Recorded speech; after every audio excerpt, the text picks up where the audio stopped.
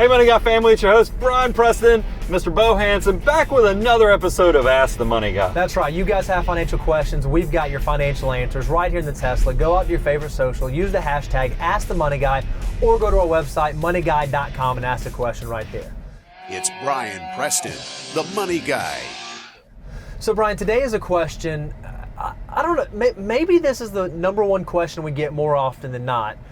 And we get it all the time because we are so fortunate. We're fee-only financial advisors. We get to work with successful people from all walks of life and all kinds of different circumstances. And generally, when I meet a friend or a colleague or a family member, they always ask me the question, hey, Bo, what do you consider rich? What's rich? What is wealthy? When we were doing the planning, I was really excited about this question because this is also doing what we do for a living. This has become kind of my entertainment for myself when I get into a situation where maybe there's a lull in the conversation. I'll start asking people, hey, give me, you know what I do for a living. What do you consider wealthy or rich? And then a little deeper in the conversation, I ask them, hey, do you consider yourself wealthy or rich? Right, and I think it's a really in-depth way to kind of understand it, but it also will show you the wide range of what wealth is. Now, it's not just a number. A lot of people will quickly tell you, oh, I think if I had $2 million, $3 million, I would be rich. Yeah. But I will tell you, it's not that easy, and the research kind of shows that. I was recently having a conversation with a client who's also a CPA, friend, and I said, hey, do you consider yourself wealthy? Right. And he said, no. But here's what the thing is. Statistically, he is. Yep. And the research, UBS did a research study, and they found that people who had between $1 million to $5 million, which on paper, that's statistically wealthy, only 28% actually felt wealthy or said they were wealthy. So that means that there is 72% of people who are millionaires who just don't feel like they have enough. And that's what I'm going to go ahead and tell you. A key point of money that I learned a long time ago is someone is always going to have more money than you. And then the other part is that bucket that you're trying to fill up, that you think that as soon as this bucket's full, I'm going to be wealthy, I'm going to be content, I'm going to be happy. It has a hole in the bottom. Sure. You can never fill that bucket up. So what do we do? How do we move forward? How do we kind of connect and reconcile these issues?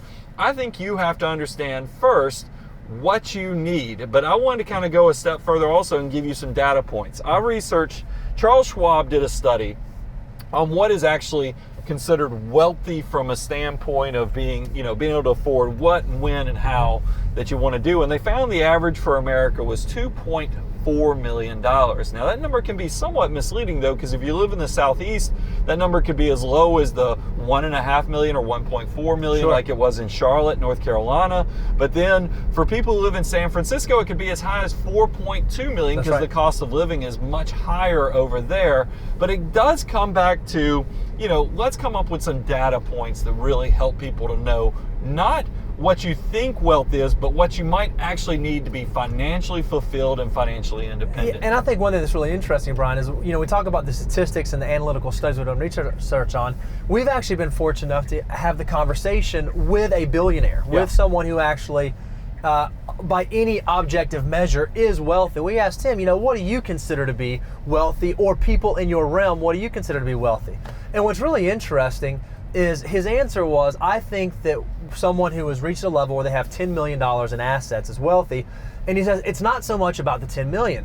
This is why that matters, because you can be pretty bad with your money and you can earn 0.5% on that. And if you're making $500,000, $500,000 a year, you can pretty much do what you want, when you want, how you want. And when he said that, it triggered with us because we recognize that we work with all kinds of clients who maybe don't have $10 million, but they live in the world where they can do the things they want to do, when they want to do them, the way they want to do them. And that's ultimately the definition of wealth that we see amongst our client base and amongst other successful people. Yeah, I've worked with teachers, husband and wife teachers that, just were good savers, had the pensions, and they had a very fulfilling retirement and life, and you didn't have to have $1 million to reach a lot of those dreams. So let's give you the data points so you can do this test and this assessment of yourself of what is financially independent and be your own form of rich. So here's what we found. If you could save up 25 times your annual living expenses, that is one great indicator that you are rich Yep. or wealthy. The second thing is that use that Millionaire Next Door formula, which is you take your income times your age divided by 10. Now, we've done the Money Guy Love treatment on That's right. this because we realize a lot of you guys are under 40 and you're going to do that formula and you go, gosh, this does not work, because truthfully that formula is designed for somebody probably in their 50s. Yep, that's right. So here's a tweak that we made, is that take your age times your income divided by 10 plus your age till you reach 40. So if you're somebody who's 25 years old, you would add 15 to That's that number. right. So you'd actually be dividing by 25. Did That's I get exact- your formula? Because Yep. you came up with No, that. that's that exactly tweak. right. Age times income divided by 10 plus the number of years until you reach 40. So when you do that Millionaire Next Door formula, you're going to come up with what's considered the average accumulator of wealth. That's what your net worth should be based upon that right. formula. But that's not good enough. To actually know if you're wealthy or doing good with your accumulation of resources, you want to be a prodigious accumulator of wealth, which is called a PAW, P-A-W. That means you need to be 2 times that AAW, the average accumulator of wealth. So do the formula, which is age times income divided by 10. Whatever the result is, multiply it by 2, and that's where you'll know, hey, am I doing a good That's job right. with what I need and being a good steward with the resources that have been put my way? Now, we get the question all the time, well, how does it factor in if I have pension, or how do I think about Social Security, or all these other... This is just sort of a loose spot check. Remember, the ultimate definition of wealth are those folks who can do the things they want when they want on their own terms. Maybe you do the math and your number doesn't end up there, but you're someone who has a very low standard of living and you're completely debt-free and there are other resources. You very well might be wealthy.